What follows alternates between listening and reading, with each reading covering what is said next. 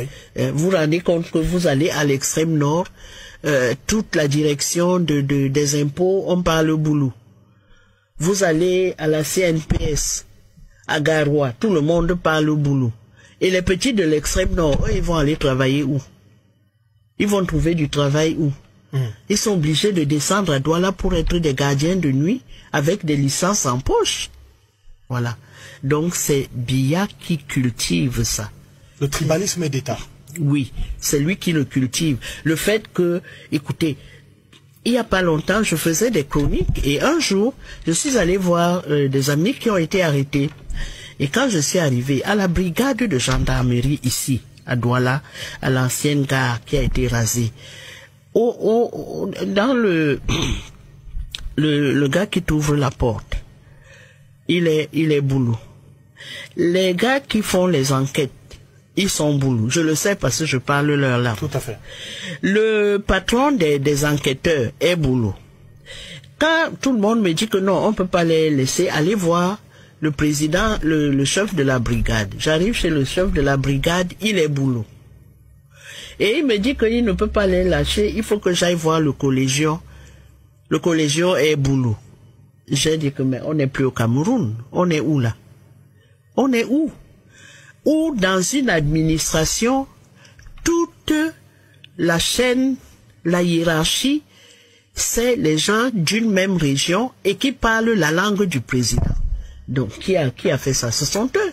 On dit Les ambassades d'Amérique et de France ont régulièrement mis dans leur rapport que on a une entrée massive à des postes clés des gens de la région du chef de l'État.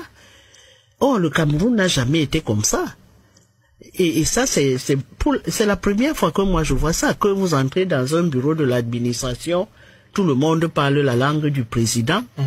Où sont les Maguida? Où sont les Bassa? Où sont les autres? Ce n'est pas normal. Donc, on a ce régime a complètement massacré le vivre ensemble, a massacré la fierté d'appartenance nationale. Quand vous observez les choses qui se passent au pays, le redéploiement du personnel diplomatique, majoritairement d'une région. De sa région, il faut préciser ça à un moment. C'est pour ça qu'il... Majoritairement, mon fils, quand on développe des choses comme ça, à l'EMIA, à l'ENAM, majoritairement, on va faire quoi? Dans le temps, l'ENAM, c'était l'excellence. Tout le monde, tous les enfants du Cameroun, quelle que soit leur région, quand ils ont la tête, ils passent leur concours, ils deviennent préfets, tout. Vous allez maintenant dans les coins les plus reculés, les fils de ministres sont sous-préfets, sont ceci. Et vous croyez que quand vous développez ça, vous pensez normalement que ça, il n'y aura pas de la haine, il n'y aura pas de la résistance contre vous? J'avais parlé un jour d'une brigade de gendarmerie à Bonanjo. Depuis le portier, jusqu'aux enquêteurs, jusqu'au commandant de la brigade.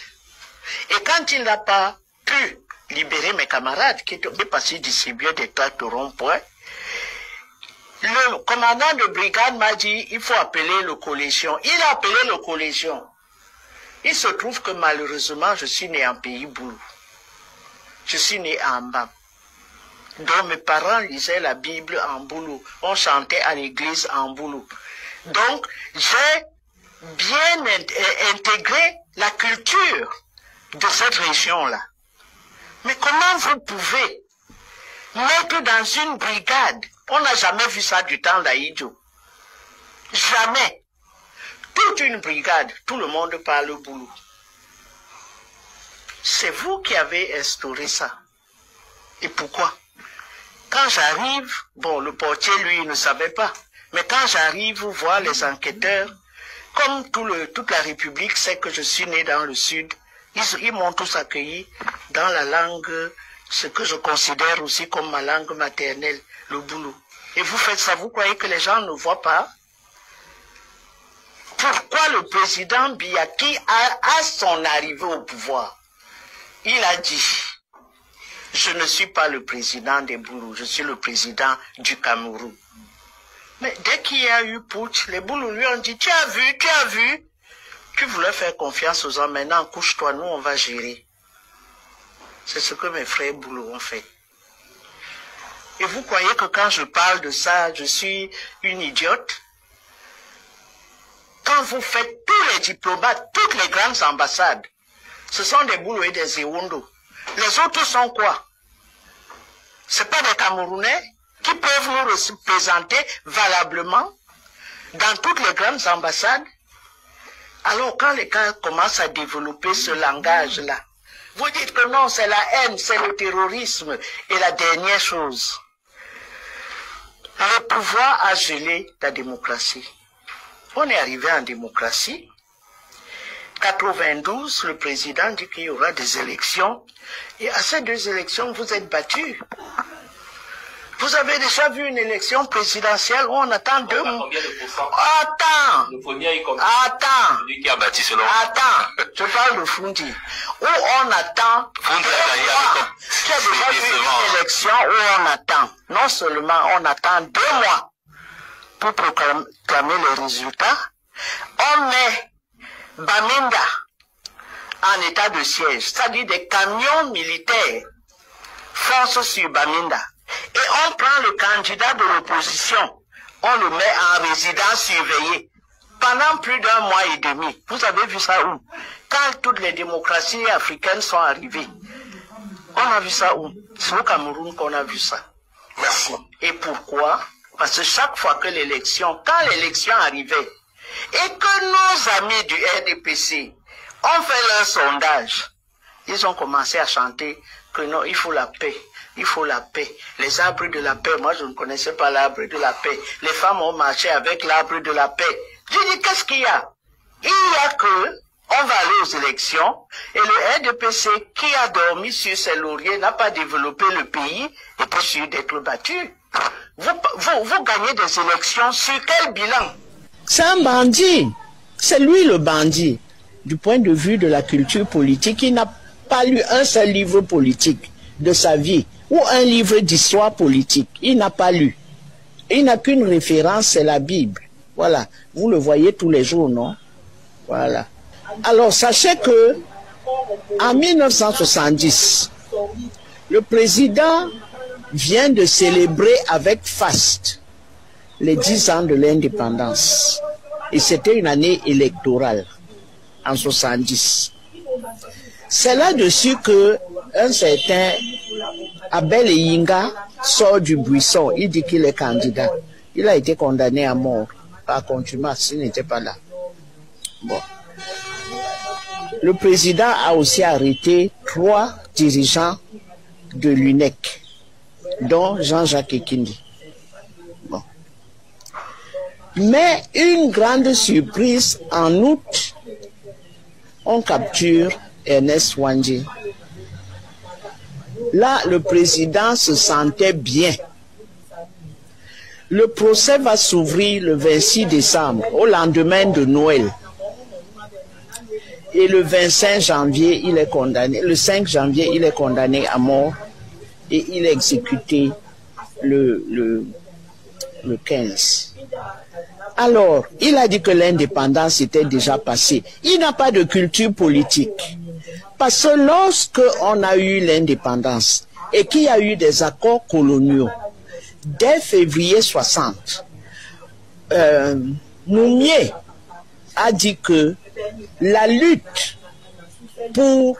contre le néocolonialisme commence. Donc on a eu une indépendance, mais ce n'est pas une indépendance, comme on dit à l'Ouest, tu vends la chèvre et tu tiens la corde. Voilà. Donc c'est là que la lutte contre le néocolonialisme a commencé. C'est-à-dire que le colonialisme est fini, mais on vous fait signer des accords avec le pistolet à la tempe. Tu comprends? Il ne peut pas comprendre ça. Bon, c'est Moumié qui a dit la lutte commence. C'est lui le successeur de Oumniobé. Il dit la bagarre n'est pas finie. Et en 61, Wandje qui était en exil rentre dans le maquis. Il reste d'abord dans le Mungo où il a comme secrétaire Makembe Tolo, dont le nom de lutte est Free Boy. Wandje a affecté Makembe Tolo comme commandant de l'ALNK dans la Ménois. Free Boy, un Douala, un Pongo. Il ne sait pas ça. Que c'est un enfant Pongo, un jeune homme Pongo qui a été le secrétaire particulier du camarade Wandje dès son retour en septembre 1961. Wandje est resté 9 ans dans le maquis. Donc, c'est un ignorant. Il ne sait pas ce que c'est que la lutte politique. Il n'a rien lu sur notre pays, où la nation camerounaise a été forgée dans le feu de la lutte contre les Allemands. C'est-à-dire il y a plus d'un siècle. Ce monsieur ne sait pas ça. Voilà. Alors, pourquoi, selon vous, il gagnerait à créer de la confusion? Vous avez indiqué, parlé de massacre, mais il a reconnu qu'il n'a jamais eu de massacre en pays. Mais le jour où on a proclamé Baïbek candidat, c'était autour de la tombe de Wandje. Et on est allé aussi à la chute de la Métier avec Louise Fossi, dont le père a été précipité là-bas. Elle avait 3 ans en 56. Et ce monsieur a eu un formidable réflexe. Au moment où il doit être précipité, le blanc tient la torche. Et le gars a tiré le blanc. Tous les deux. Dans la chute de la Métier. Les gens voyaient seulement comment la torche se promène là-bas. Il est mort. À Badenkop, il y avait le QG de l'ALNK, l'armée de libération nationale du Cameroun, avec K. Le commandant s'appelait qui? Singap Martin. Et on a versé le napalm à Badenkop. Quand on est arrivé à Badenkop en l'an 2000, on nous a montré et on nous a dit les gens ne cultivent pas là. Tout le village avait fui. Tout le village avait fui. Badenkop. Et quand tu voyais des tôles à Badenkop, les tôles étaient relativement neuves. Parce que tout le village a été brûlé au napalm. Des jeunes officiers de la troupe coloniale, c'est eux qui ont versé le napalm. C'est comme ça aussi qu'on a versé le napalm en 1960, avril, sur le quartier Congo. Sur le quartier Congo. Pourquoi? Parce que un indicateur est allé dire à Bounanjo qu'à midi, il y aura une réunion au quartier Congo. Il y aura tant que Noé. C'est comme ça qu'on a mis le feu. Le truc là, c'est un charnier. Là où il y a le marché Congo, c'est un charnier. Mais nous sommes entrés dans la lutte, les Kane et moi, ma génération, je peux dire la 3e génération du péciste, on est entrés dans la lutte parce qu'on a entendu Wandje à la télé, à la radio. Et c'était mauvais de faire ça. Mais Aïdjo a cru que, bon, nous aussi on va prendre que non, c'est le chef de la rébellion. Non. Non. Vous parlez de son procès. Oui, le procès. Oui, il a dit, l'histoire jugera. L'histoire a jugé. Jusqu'aujourd'hui, on célèbre Wandje, on célèbre Moumié, on célèbre, comment on l'appelle, Oumniobe, on célèbre Senda Fana, qui célèbre Aïdjo. Puis ils savent pertinemment que c'est ça la réalité. Oui.